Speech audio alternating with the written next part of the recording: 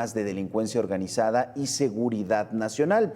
Y es que, pues, en los últimos días se anunció en el Estado de México un operativo denominado Pasajero Seguro. Siguen los asaltos al transporte público, a los usuarios, principalmente les quitan su dinero, sus teléfonos, pero se anuncia este operativo que, bueno, ha permanecido en diferentes administraciones y en diferentes estados donde se tienen estos problemas.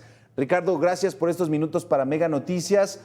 Bueno, el Estado de México, una de las zonas más afectadas por este tema, y la gobernadora dice, con este programa, con este operativo, vamos a tratar de reducir estos asaltos. ¿Esto es viable, Ricardo? ¿Se ha ejercido ya, se ha aplicado en muchas ocasiones? Sí, buenas noches, gracias por la invitación. Mira, yo considero que es insuficiente armar operativos sin un combate eficaz a la delincuencia organizada, sobre todo al Estado de México, un territorio que está dominado por 4 cárteles muy poderosos, hoy considerados por el gobierno de Donald Trump como organizaciones terroristas, de tal suerte que, bueno, mientras no se combata todas estas redes que están delinquiendo, cobrando piso, robando pasajeros al transporte de carga en las carreteras, pues bueno, será muy difícil poder frenar este flagelo en el Estado de México. Claro. Ricardo, ¿sí están entonces participando los cárteles del crimen organizado en estos asaltos?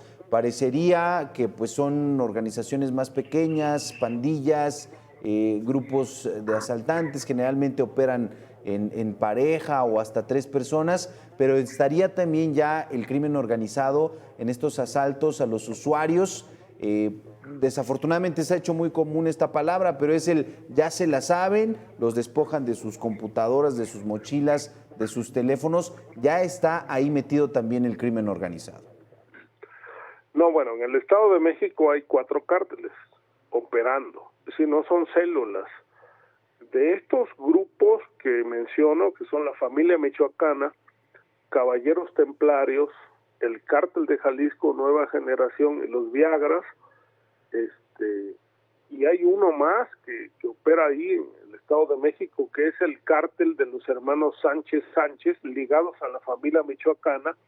Bueno, es lo que son los grupos del crimen organizado que están operando en todo el estado, de tal manera que considero que si no se combaten las acciones que están llevando a cabo estos grupos, será muy difícil generar seguridad en una entidad tan grande y con tantos recovecos y municipios donde impera el crimen. Por ello es importante que la política antimafia a nivel nacional pues también se enfoque en los estados con más crisis de seguridad y con más delincuencia organizada, en este caso el Estado de México. Aquí en el Estado de México no solamente esto se refleja en el robo al transporte público, a los usuarios del transporte público, como bien lo mencionaba, que les quitan su dinero, sus celulares, lo que llevan consigo, sino al transporte en las vías carreteras. En las carreteras también hay mucho asalto, hay mucho huachicol, hay tráfico humano y por supuesto también muchísimo robo digamos en los municipios, de tal manera que bueno, la delincuencia común ya también ha pasado a formar parte de la delincuencia organizada. Aquí se necesita un plan de acción que no solamente son operativos para frenar o intentar frenar, sino para combatir a las células. Y yo creo que el gobierno estatal y federal tienen muy bien identificadas estas organizaciones. La gran pregunta es por qué no las combaten. Claro.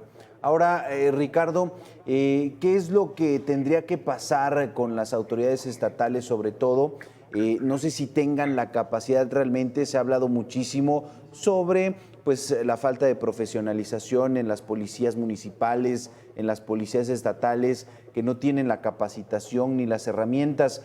Estos operativos, por supuesto, que pues podrían servir para tener presencia, para tener vigilancia. Incluso hay quienes pues no están de acuerdo, pero se tienen que bajar, les hacen revisiones y bueno, ya después siguen con su camino. Pero tendría que, además de la estrategia, pues tenerse el personal adecuado, los policías que pudieran identificar a estas células que asaltan pues los camiones, los microbuses, las combis. Eso no se tiene hasta el momento. No, lo que pasa es que lamentablemente en el Estado de México, como en muchas otras entidades del país, las policías son parte del problema, porque muchos elementos, yo no quiero decir que todos, pero la mayoría de los elementos de las policías, tanto estatales, ministeriales, municipales, tienen intereses muy estrechos con el crimen organizado. Y cuando esto ocurre, pues la acción del Estado se paraliza, se maniata, se atrofia. Es el caso del Estado de México. Si las policías están al servicio de la criminalidad, pues el Estado no tiene capacidad de acción ni de reacción. Entonces, pues ahí se generan asideros muy fructíferos para que florezca la delincuencia organizada, precisamente porque hay impunidad. La impunidad no es otra cosa más que la falta de la aplicación de la ley.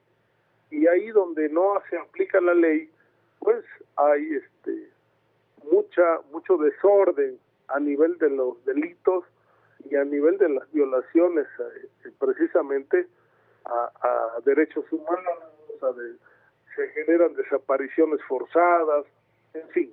Esto, en resumen, es un caos. Claro. Ricardo, pues mencionábamos el tema de los asaltos a los usuarios del transporte público, pero en concreto, pues el porcentaje de impunidad en la mayoría de todos los delitos que ocurren en el país es superior al 90%. Y nos dabas pauta sobre algunos procesos que tendrían que llevarse a cabo para pues ir encontrando la solución. Pero lo que estamos viendo, o en la realidad, incluso cuando hablamos de los policías que están metidos, pues nos deja con pocas esperanzas o con un mal sabor de boca. Esta es la realidad. No estamos avanzando hacia lo que deberíamos tener en materia de seguridad pública y en procuración de justicia. ¿No estamos ni cerca? No, yo creo que estamos intentando tomar una ruta de solución a este grave problema de la inseguridad.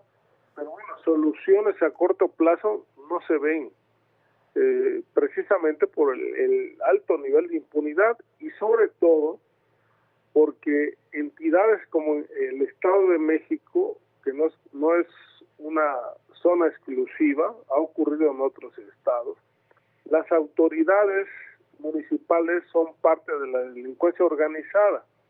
Ya lo ha demostrado la operación Enjambre, cómo han detenido a alcaldes, a funcionarios municipales ligados a la delincuencia.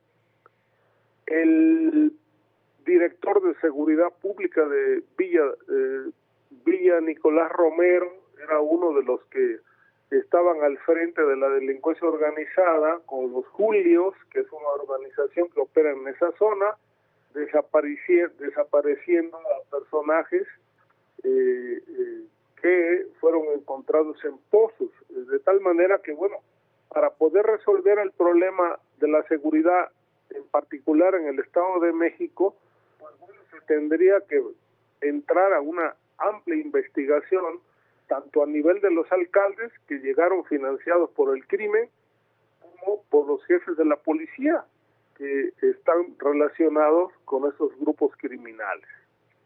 Claro, atender o el tema de inseguridad de manera seria. Platicamos esta noche con Ricardo Ravelo, él es periodista especializado en temas de delincuencia organizada y seguridad nacional. Ricardo, gracias por estos minutos para Mega Noticias.